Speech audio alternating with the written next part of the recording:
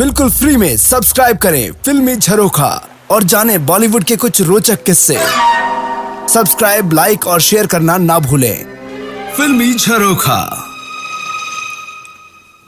पूरे देश में लॉकडाउन के दौरान हमने दूरदर्शन पर पुराने सीरियल देखे जिनमें रामायण का नाम सबसे पहले आता है। रामायण एक ऐसा सीरियल है जिसकी बात ही कुछ और है। रामायण और रामानंद सागर से जुड़ा ये शानदार किस्सा आपको नहीं पता होगा। जब 33 साल पहले दूरदर्शन पर रामायण का प्रसारण शुरू हुआ था, उसके शुरू होने में 2 साल लगे थे। आपको बताएं, रामानंद सागर ने दूरदर्शन और सूचना प्रसारण मंत्रालय में बहुत चक्कर लगाए और चक्कर लगाते लगाते उनके जूते ही घिस गए। वैसे तो रामायण के लिए रामानंद सागर को दूरदर्शन पर प्रसारण करने की अनुमति तो 1985 में ही मिल गई थी, लेकिन इसके प्रसारण को लेकर दूरदर्शन के अधिकारी बहुत कंफ्यूज थे। यहाँ तक कि मंत्रालय भी कंफ्यूज था। सभी इतने ज्यादा कंफ्यूज थे कि समझ नहीं पा रहे थे कि देश के सामने पहली बार कोई धार्मिक सीरियल का स्वरूप आएगा तो वो किस तरीके का होना चाहिए। इसलिए जब रामानंद सागर ने रामायण का पहला पायलट बनाकर दूरदर्शन को दिया तो दूरदर्शन ने उसे रिजेक्ट कर दिया। पायलट वो एपिसोड होता है जो कि अप्रूवल के लिए और टेस्टिंग के लिए होता है।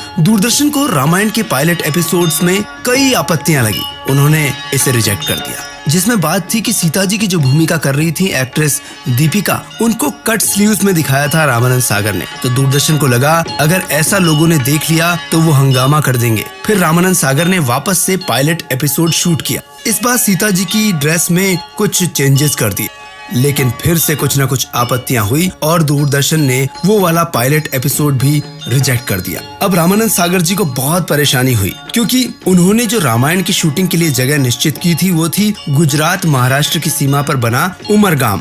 अब वहाँ सेट लगा हुआ था, इसलिए उन्हें वापस से नए पायलट की शूटिंग करने के लिए उमरगाम जाना पड़ता था और साथ ही साथ पूरा कास्ट एंड क्रू, कलाकार, पूरी यूनिट को ले जाना बहुत खर्चीला हुआ करता था। पर रामानंद सागर ने हार नहीं मानी। फिर उन्होंने तीसरा पायलट एपिसोड दूरदर्शन में जमा करवाया, लेकिन इस बार भी दूरदर्शन को उसमें कुछ न कुछ खामियां नजर आई और फिर वापस से इसे रोक दिया गया। इस बार तो रामानंद सागर बहुत ज्यादा परेशान हो उठे क्योंकि फिल्म इंडस्ट्री में तो उनका इतना बड़ा रुतबा था कि बड़ी बड़ी फिल्में बनाई थी, आंखें, आरज़ू और न जाने कितनी सुपरहिट फिल्में। पर दूरदर्शन पर इस तरह से उन पायलट एपिसोड्स को ही रिजेक्ट कर दिया जाता था, इसलिए वो बहुत ज्यादा परेशान होने लगे।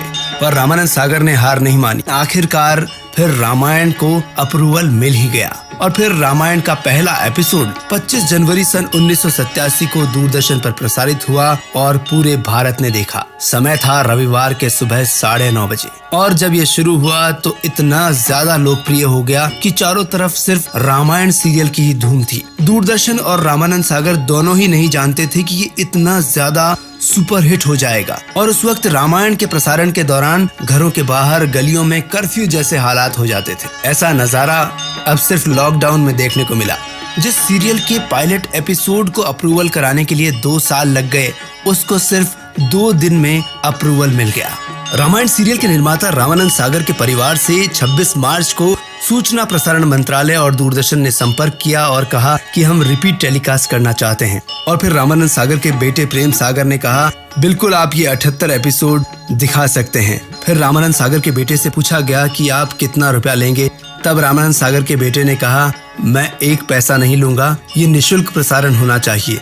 और ये प्रसारण तो स्वयं राम जी की इच्छा से ही हो रहा है क्योंकि इस समय देश विदेश में कोरोना को लेकर जो महासंकट आया हुआ है उसे देखकर हमारा भी देश हित में कुछ धर्म बनता है, कुछ कर्तव्य बनता है। इसलिए इस 1 महीने के दौरान दूरदर्शन से हम कुछ भी नहीं लेंगे, पैसे लेने का कोई सवाल ही नहीं उठता। और फिर 28 मार्च सन 2020 से शुरू हुआ फिर से रामायण।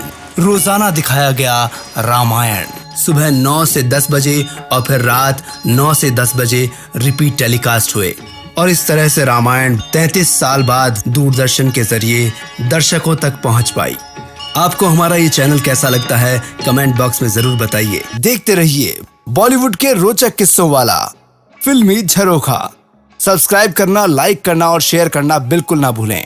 ये बिल्कुल फ्री है।